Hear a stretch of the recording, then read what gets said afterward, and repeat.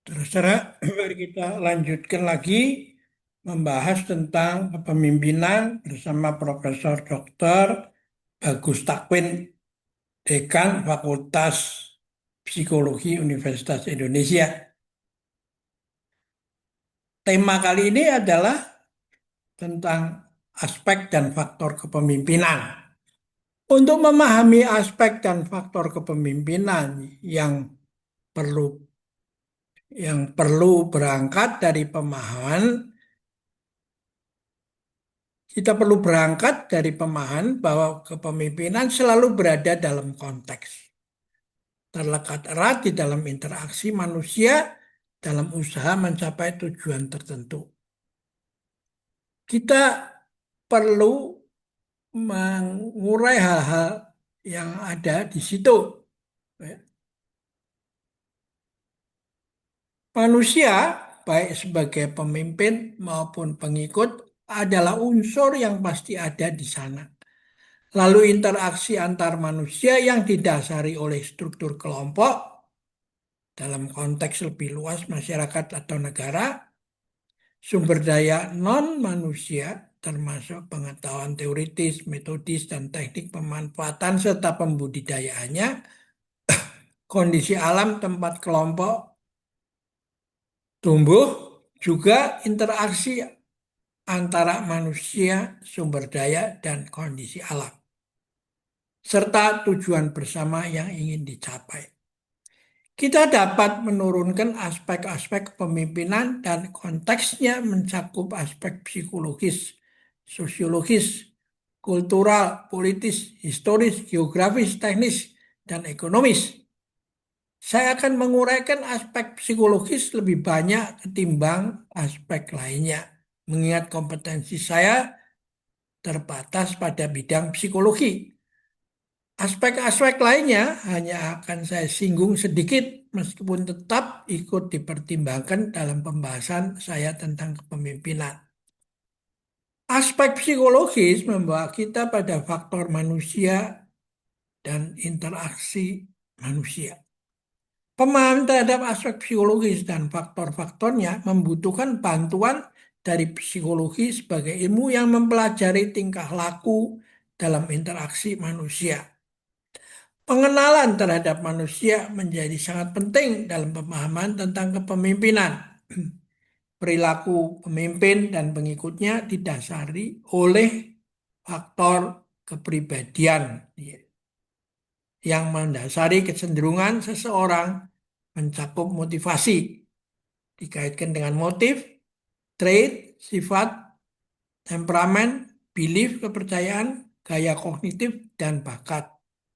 Secara umum, motivasi diartikan sebagai satu variasi penyelang yang ikut campur tangan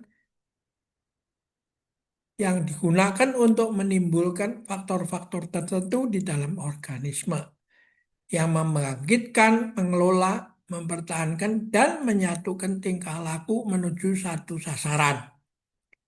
Dalam konteks kepemimpinan, jenis motivasi yang relevan adalah motivasi sosial.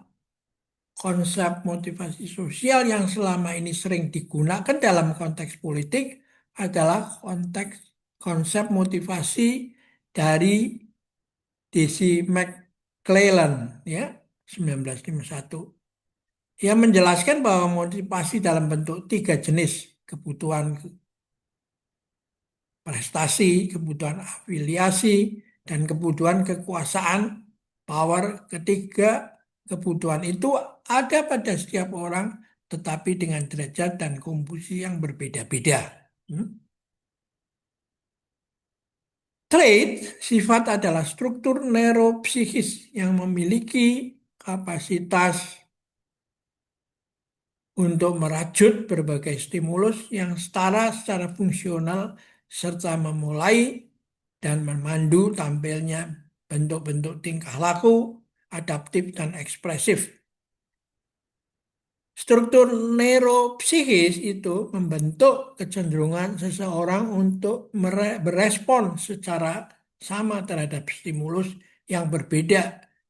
Sebagai contoh, pemimpin yang memiliki trait keteraturan cenderung selalu bekerja secara teratur dan menuntut pengikutnya untuk teratur pula, serta tidak suka terhadap situasi kelompok yang tanpa hierarki. Pemimpin yang memiliki trait penjudi cenderung berani mengambil tindakan yang berisiko besar dan spekulatif. Temperamen merujuk pada disposisi yang secara dekat terkait dengan determinan-determinan biologis atau fisiologis. Temperamen menentukan respon emosional seseorang terhadap rangsang-rangsang dari luar. Temperamen juga mempengaruhi pembentukan karakter seseorang. Sesuai pendapat Wundt ya, 1937. Menunjukkan kesesuaian 4 jenis temperamen dari Hippocrates, sanguin, melankolik, kolerik, plekmatik dengan dimensi emosi manusia. Wundt menggolongkan tipe-tipe orang menggunakan 4 klasifikasi temperamen dari Hippocrates berdasarkan 1. Kecepatan timbulnya emosi dan intensitas responsnya. B. Lebar dan dalamnya emosi. Serta C. Segi kinetis dan suasana afektif. Sebagai contoh, orang yang bertipe sanguin akan cenderung berespon secara hangat terhadap orang lain meski tidak mendalam. Sedangkan orang bertipe kolerik cenderung berespons dingin terhadap orang lain, tetapi berusaha menjajaki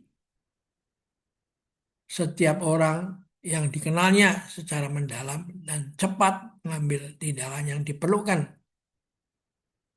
Belief atau kepercayaan menjadi bagian dari kepribadian seseorang yang mengungkapkan dan meletakkan bias motivasional sebagai hal yang setara dan berkesinambungan dengan penilaian terhadap realitas.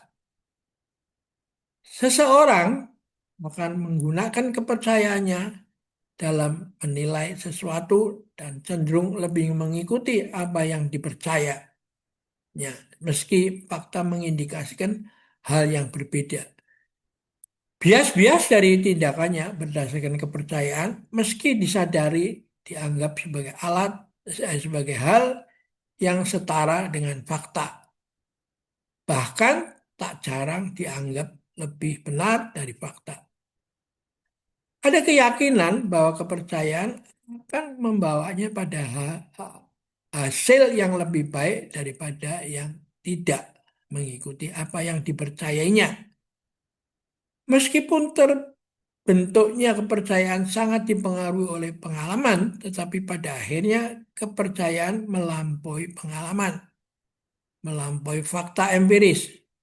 Orang yang percaya kepada adanya kekuatan gaib, misalnya akan memasukkan kepada adanya kekuatan, misalnya akan memasukkan kemungkinan-kemungkinan keterlibatan kekuatan itu dalam proses pengambilan keputusannya. Orang yang percaya bahwa alam telah mengatur segalanya cenderung tidak mau melakukan perubahan pada alam. Gaya kognitif merujuk pada kecenderungan penggunaan pola dan struktur tertentu dalam menerima, mengolah, menyimpan, dan menggunakan informasi. Ada orang yang cenderung mau menerima banyak informasi apapun isinya dan ada yang membatasi jenis informasi apa yang mau diterimanya. Ada orang yang cenderung menggunakan berbagai sudut pandang dalam mendekati dan menyelesaikan suatu permasalahan. Di sisi lain, ada orang yang cenderung menggunakan satu sudut pandang saja. Ada orang yang terbiasa melakukan penalaran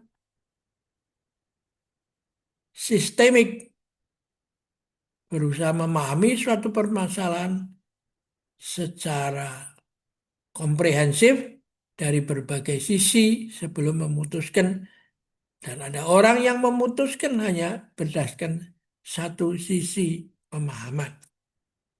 Perilaku pemimpin dan kepemimpinan sangat dipengaruhi oleh gaya kognitif. Pemimpin yang cenderung mau menerima banyak informasi, mampu menggunakan banyak sudut pandang dalam menyelesaikan masalah dan berusaha memahami secara komprehensif berbagai aspek sebelum mengambil keputusan. Sementara pemimpin yang tidak terbuka terhadap banyak informasi akan mengambil keputusan berdasarkan keyakinannya saat ini tanpa pertimbangan-pertimbangan lain. Mengenai bakat, meskipun bukan faktor utama, merupakan faktor penting dalam kepemimpinan. Bakat di sini diartikan sebagai predisposisi, kecenderungan dalam diri seseorang yang menunjang dan memudahkannya mempelajari serta menguasai suatu keterampilan. Mereka yang berbakat lebih cepat menguasai persoalan dan menyelesaikannya dibandingkan mereka yang tidak berbakat. Seseorang yang memiliki kecerdasan serta kepekaan sosial tinggi lebih memiliki potensi untuk menjadi pemimpin dan menguasai persoalan kepemimpinan. Orang yang memiliki bakat kepemimpinan lebih mudah belajar dan mempraktekkan perilaku kepemimpinan. Kecerdasan, kepekaan dan emosional dan kepedulian sosial, kegesitan dan ketangkasannya dalam bertindak serta kemauan untuk terlibat dalam persoalan banyak orang menjadi modal bagi pengembangan kemampuan kepemimpinan seseorang. Ya.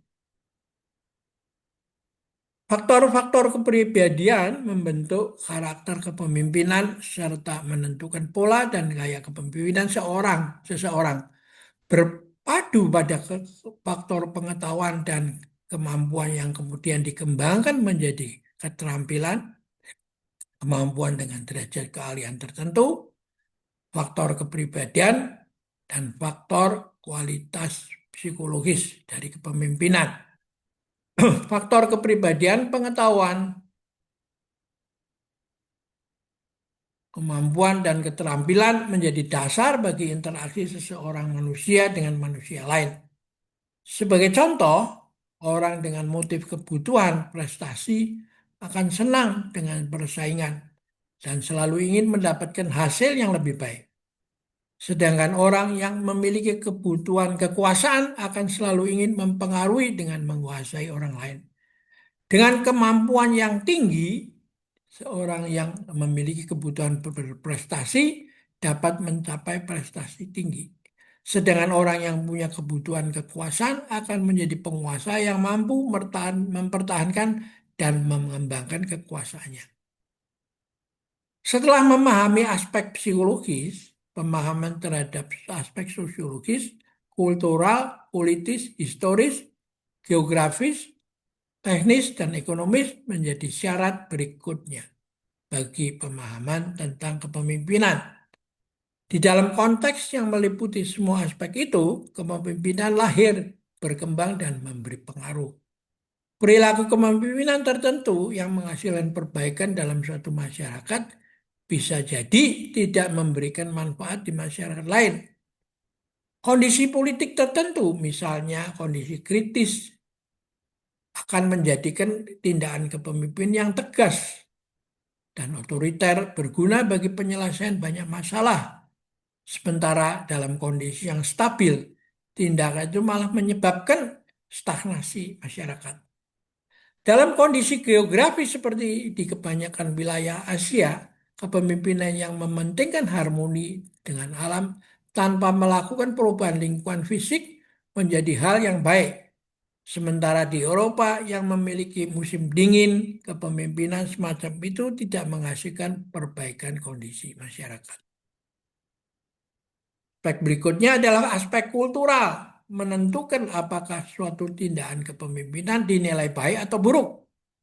Penilaian itu umumnya didasari oleh pertimbangan aspek sosial dan geografis yang pada prakteknya terkait erat dengan aspek teknis, ya, dan ekonomis. Bagaimana mencapai tujuan bersama secara efektif dan efisien menjadi dasar pertimbangan aspek ekonomis dan teknis dan ekonomis. Bagaimana memudahkan manusia untuk mencapai kesejahteraan dan mencapai tujuan hidup yang paling luhur, itulah persoalan yang utama daripada kepemimpinan. Ya. Kita akhirin di sini dulu. Ya. Kita lanjutkan berikutnya ya.